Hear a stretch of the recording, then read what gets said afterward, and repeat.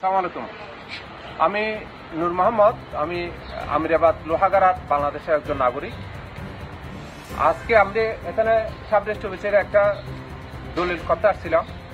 এখানে আমাদের দাতা ছিল 6 জন মহিলা, 3 জন পুরুষ। 2 জন মহিলা আসছে চিরাং থেকে, ওনার 2টা সন্তান আছে, আর 2 জন মহিলা আসছে চকরিয়া থেকে। 6 জন মহিলা আজকে রমজান মাস, উনি দীর্ঘ সময় ধরে এখানে বসে থাকছিল।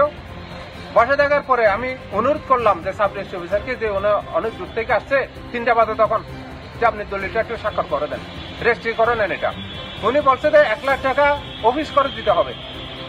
তা আমি বলছিলাম যে স্যার, এখানে 1 লাখ টাকা অফিস খরচের কি জিনিস আছে? একটা ছোট্ট বায়ানা দলিল, এখানে তো আমাদের সরকার একটা নিবন্ধন আছে, নীতিমালা আছে, সরকার ফিস আছে, আমরা সেটা জমা দেবো। বলছে যে না, তাহলে আমি উঠে যাচ্ছি। ওনাকে আমি অনেক অনুরোধ করলাম যে না, উনি বলছে না, এটা সম্ভব হবে না। আমি 3:30 বাজে আমার অফিস ছুটি। তা হচ্ছে যে স্যার, 3:30 বাজে অফিস ছুটি, এটা কোনো সরকারি গ্যাজেট আছে কিনা? ওদের কোনো গ্যাজেট নেই। উনি দেখি যে অফিসের সবাই দেখি যে আমার উপরে খেপে গেছে। এই যে একটা অফিস, এই যে একটা দুর্নীতির আগ্রা, এটার আমরা প্রতিবাদ চাই, এটার একটা সমাধান চাই। আমরা নতুন বাংলাদেশ চাই, আমরা স্বাধীন বাংলাদেশ চাই, দুর্নীতিমুক্ত বাংলাদেশ চাই। একজন সাব রেজিস্ট্রি অফিসার কিভাবে লোহাগাড়া থেকে মাসে 50 কোটি টাকা নিয়ে যায়? তার এখতিয়ার কার? তার দেখার দায়িত্ব কার? এইভাবে লুটপাট হচ্ছে এখানে। কোন সাধারণ মানুষ এটা দেখে না, কোন প্রশাসন দেখে না। আমরা বাংলাদেশ সরকারের কাছে জোর দাবি জানাচ্ছি, এটার বিহিত চাই আমরা।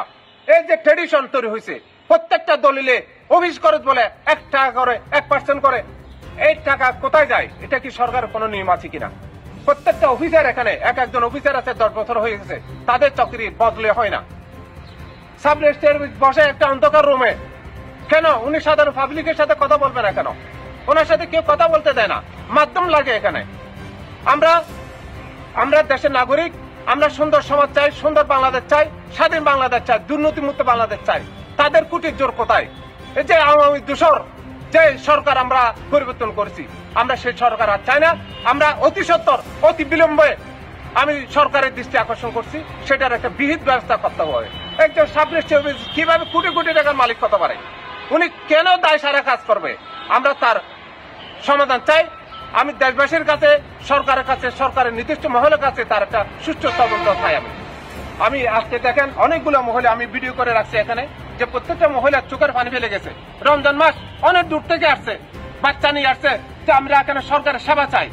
উনি কারো কর্ণপাত করে নাই। 3টা বাদে কি অফিস বন্ধ করার কোন নীতিমালা সরকার আছে কিনা আমি জানি না। প্রত্যেকটা অফিসার চলে গেছে তালা মেরে, প্রত্যেকটা অফিসার চলে গেছে তালা মেরে। এটার কি ব্যবস্থা করবেন? সরকার কি বাংলাদেশে কি এরকম কোন দেখার কোন বিষয় নাই কিনা? আমি সরকারের কাছে বিনীত আবেদন জানাচ্ছি, এটা সুষ্ঠু তদন্ত করে প্রত্যেকটা সাব রেজিস্ট্রি অফিসার যেন তাদের সম্পদের হিসাব নেওয়া হয়। আমি সরকারের কাছে বিনীতভাবে অনুরোধ করলাম। আসসালামু আলাইকুম ওয়া রাহমাতুল্লাহ।